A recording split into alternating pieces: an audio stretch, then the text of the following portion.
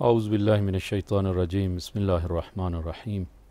اللہم صلی علی محمد و آل محمد۔ سوال اگرچہ بہت وسیع ہے اور لیکن اختصار کے ساتھ تاکہ ہم ایک نتیجے تک پہنچ سکیں کہ تمام انبیاء کی اگر تاریخ کو ہم ملاحظہ کریں اور خاص طور پر تاریخ اسلام کو اگر ہم ملاحظہ کریں تو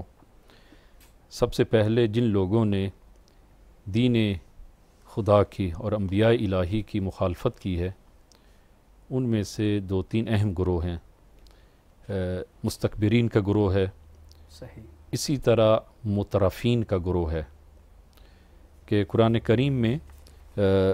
سورہ سبا آیہ نمبر 34 میں وما ارسلنا فی قریۃ من نذیر الا قال مترفوها انا بما ارسلتم به کافرون۔ مترف کہ جو سادہ سا اس کا معنی اگر ہم کریں تو مالدار طبقہ، ثروت مند طبقہ، وہ لوگ کہ جو نعمات الہی میں غرق ہیں۔ جی، اس مال دنیا کے دو اثر وہ ہو سکتے ہیں، کبھی اس کا مثبت اثر ہو سکتا ہے اور کبھی ممکن ہے اس کا منفی اثر ہو اور جو انسان کے لیے نقصان دہ اور تکلیف آور ہو۔ بالکل، یہی مال اگر کم ظرف لوگوں کے پاس ہو تو ایسی صورت میں یہ اس انسان کو مغرور بنا دیتا ہے اور یہ انسان اپنے مال و دولت کے نشے میں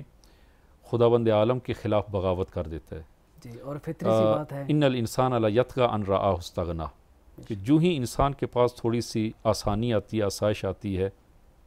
تو یہی انسان اپنے خدا اور پروردگار اور اپنے معبود کے خلاف وہ علم بغاوت بلند کرتا ہے۔ لہٰذا سب سے پہلے جن لوگوں نے انبیاء کی اور اسی طرح رسول گرامی اسلام کی اور اسلام کی جن لوگوں نے مخالفت کی ہے وہ مترفین کا گروہ ہے۔ تو ان لوگوں کے ہر قبیلے کا ایک بت تھا مسجد الحرام میں، اور وہ قبیلے کا سربراہ اس بت کا آپ یوں کہیں کہ مالک ہوتا تھا، اور اس بت پر جو قربانی اور جو نذورات اور چڑھاوے چڑھائے جاتے تھے تو اس کی گزر اوقات وہ انہی نذورات پہ ہوتی تھی۔ گویا ہر فرد کی اجارہ داری تھی ایک بت پر۔ تو لہذا جب اسلام آیا تو اسلام نے آ کر وہ توحید کا پرچار جب کیا، توحید کا پیغام دیا، تو ان لوگوں نے سب سے پہلے مخالفت کی۔ لہذا رسول گرامی اسلام صلی اللہ علیہ وآلہ وسلم نے فرمایا کہ سب سے پہلے جن لوگوں نے میری حمایت کی ہے وہ نوجوان ہیں، نوجوانوں نے میری حمایت کی، اور بوڑھوں نے اور بزرگوں نے میری مخالفت کی۔ اور مخالفت کی وجہ جو ہے وہ ایک مترفین کا یہ گروہ۔ دوسرا متعصبین کا گروہ۔ متعصبین دیکھیں، تعصب کہ انسان اپنے وطن کا دفاع کرے بہت اچھا ہے، اپنے دین کا دفاع کرے بہت اچھا ہے۔ تعصب یہ ہے کہ انسان وہ جانتا ہے کہ یہ چیز ناحق ہے، اور میرے آباء و اجداد فرض کریں کہ جو عقیدہ رکھتے ہیں یہ ناحق عقیدہ ہے اور وہ جانتا ہے، اور اس کے باوجود وہ ان کا دفاع کرے، اس کو کہتے ہیں تعصب۔ کہ جب ان لوگوں سے اس دین الہی کے بارے میں اور توحید کے بارے میں اور بتوں کی نفی کے بارے میں جب کہا جاتا اور تبلیغ کی جاتی تو قرآن نے ارشاد فرمایا کہ ہم نے اپنے آباء و اجداد کو اسی طرح ہم نے پایا، انہی بتوں کی وہ پرستش کرتے ہوئے پایا، اور ہم ان کو چھوڑنے والے نہیں ہیں اور ہم بھی انہی کی اقتداء کریں گے۔ یعنی رسول گرامی اسلام کی اور تاریخ میں اور احادیث میں بہت سارے شواہد موجود ہیں کہ یہ لوگ رسول گرامی اسلام کی تعلیمات کو حق سمجھتے تھے، اور حق سمجھنے کے باوجود وہ اس تعصب کی بنا پر وہ اسلام انہوں نے ایمان قبول نہیں کیا، اسلام نہیں لائے۔ یعنی یہ سارے اسباب تھے کہ جو مخالفت کا سبب بنے۔ حتیٰ یہ تاریخ میں ملتا ہے، ابو جہل کے بارے میں ملتا ہے۔ ابو جہل کہ جب اس نے ایک خلوت میں تنہائی میں رسول گرامی اسلام کو دیکھا تو کہا کہ میں جانتا ہوں کہ آپ حق کہتے ہیں اور آپ کی تعلیمات حق ہیں، لیکن اس کے باوجود کہتا ہے کہ میں اپنے اس قوم و قبیلے اور اس تعصب کی بنا پر جو ہے وہ ایمان نہیں لا سکتا، خود قبول کرتے تھے۔ یہ دو تین گروہ ہیں کہ جنہوں نے اسلام کی سب سے پہلے مخالفت کی، بلکہ تمام وہ ادیان الہی میں یہ گروہ جو ہے وہ پیش آیا۔ کچھ مشکلات کا تذکرہ۔ دوسرا مسئلہ جو ہے وہ یہ کہ جب یہ دعوت توحید کا رسول گرامی اسلام نے پرچار شروع کیا اور اس دین کی تبلیغ شروع کی تو کس طرح ان لوگوں نے رسول گرامی اسلام اور دین کی مخالفت کی۔ یہ تقریباً جو ہے وہ 5-6 مراحل ہیں کہ ان مراحل میں ان لوگوں نے آ کر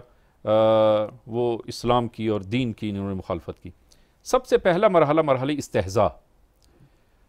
رسول گرامی اسلام کا انہوں نے مذاق اڑایا کہ آیات جو ہیں وہ بہت ساری آیات قرآن کی اس میں جو وہ موجود ہیں۔ دوسرا مرحلہ جو ہے وہ مرحلہ جب استہزاء اثر انداز وہ مؤثر نہ ہوا تو ان لوگوں نے دیکھا کہ اب توحید کی یہ دعوت کہ شاید مذاق کرنے سے اور استہزاء کرنے سے رسول گرامی اسلام اپنی اس دعوت سے رک جائیں گے، لیکن نہیں رکے۔ دوسرے مرحلے میں رسول گرامی اسلام پر تہمتیں لگائی انہوں نے، ساحر ہونے کی، شاعر ہونے کی، مجنون ہونے کی، کہ قرآن میں اس کا ذکر جو ہے وہ آیات موجود ہے۔ تیسرے مرحلے میں ان لوگوں نے جب دیکھا کہ نہ یہ تو مسئلہ جو ہے وہ جدی ہے، یہ تو مسئلہ وہ ہمارے لیے، یہ اسلام ایک واقعاً ہمارے لیے خطرہ بن رہا ہے، ان کے جو منافع ہیں دین، وہ دنیاوی منافع ہیں، مادی منافع ہیں، ان کے لیے خطرہ بن رہا ہے۔ تو تیسرے مرحلے میں ان لوگوں نے آ کر اجتماعی اور اقتصادی بائیکاٹ کیا، اور تمام آپ جو اصلاحی تحریکیں چلتی ہیں معاشرے میں جو چلی ہیں، انبیاء جو ادیان لے کر آئے ہیں، ان میں یہ آپ تمام مراحل کو آپ دیکھیں گے، اجتماعی اور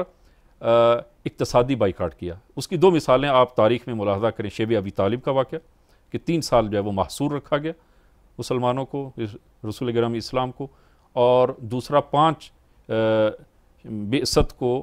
پہلی ہجرت جو حبشہ کی جانب ہوئی ہے وہ بھی اسی کی وجہ سے ہوئی کہ مسلمانوں کو اس قدر تنگی میں اور سختی میں رکھا گیا۔ اور خلاصتاً اگر کہا جائے تو یہ نہیں کہ یہ اتنا بڑا سوشل بائیکاٹ تھا اور اتنی بڑی صورتحال تھی کہ جس کو برداشت کرنا عام متحمل نہیں تھا، تو چونکہ وقت کے اندر گنجائش نہیں ہے تو انشاءاللہ مزید اس پر گفتگو ہوتی رہے گی ہماری۔ تو خلاصتاً یہی بنتا ہے کہ پیغمبر اکرم کو آخر کار یہی کہنا پڑا کہ مجھے جو مشکلات اور جو مصیبتیں جھیلنے پڑیں، مجھ سے پہلے کسی اور نبی کو وہ مصیبتیں جھیلنے کی، وہی نہیں کہ وہ ان کو موقع جو ان کا مناسب تھا، ان کا زمانہ تھا، ان کو مشکلات آئیں، لیکن وہ مشکلات ان مشکلات کا مقابلہ نہیں کر سکتی جو مجھے ہیں۔ ماشاءاللہ، بہت زبردست